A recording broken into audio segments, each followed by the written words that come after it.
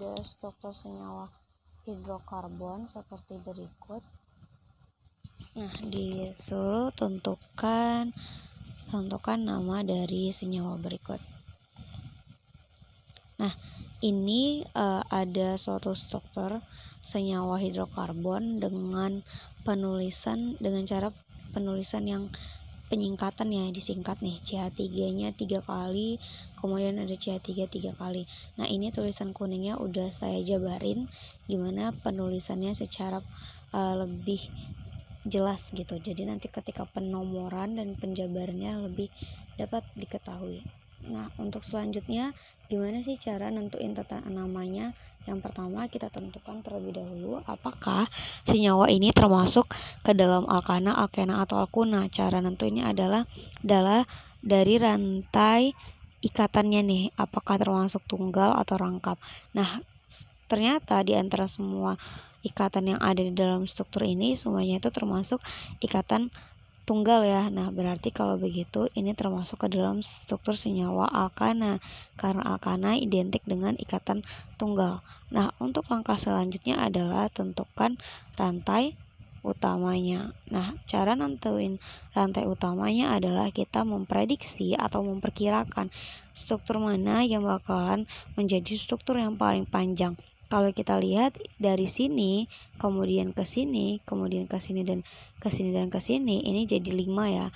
Berarti ada 5. Kalau dimulai dari bawah 1 2 3 4 5, ini juga bakal 5. Kalaupun dia ke bawah juga bakalan 5 kan. Habis dari 4 ke sini 5. Nah, kalau begitu karena semuanya bakalan jadi 5, kita tentuin aja rantai utamanya atau rantai terpanjangnya itu ada di sini. Gitu, untuk rantai lurus aja. Nah, berarti kalau begitu rantai utamanya atau rantai lurusnya itu adalah si C5. Nah, kalau C5 berarti hanya berapa? Hanya itu kan 2N tambah 2 nih untuk rumus struktur dari alkana. Berarti kalau begitu hanya itu ada 12 karena 5 dikali 2 kemudian ditambah 2 itu adalah 12. Nah, untuk tata nama dari C5H12 di dalam struktur alkana itu adalah milik siapa? C5H12 itu. C5H12 itu adalah milik pentana gitu. Nah, selanjutnya kita tentukan penomoran. Nah, gimana cara nentuin penomoran? Cara nentuin penomoran dapat kita lihat dari struktur yang udah kita prediksi tadi, kemudian tentukan cabang paling dekat. Nah, ini penomoran itu ditentukan dari cabang terdekat. Dari cabang terdekat. Nah, tentu ini cabang terdekatnya. Kita tahu ya, yang enggak termasuk ke dalam bagian yang merah berarti itu yang cabang. Yang tidak termasuk ke dalam bagian rantai utama berarti itulah yang cabang. Nih, berarti ada 4 cabangnya gitu. Berarti ada 4 cabang dari struktur berikut. Nah, struktur berikut itu cabangnya itu rata-rata keempatnya itu adalah bukan rata-rata tapi semuanya adalah CH3. Nah, kita tahu ya CH3 itu adalah milik gugus alkil dari metil gitu. Nah, jadi ini semuanya adalah metil. Berarti kalau begitu di antara keempat ini mana yang mendekati cabang? Dari sebelah kiri ataupun dari sebelah kanan itu akan sama karena jumlahnya kan 5 nih.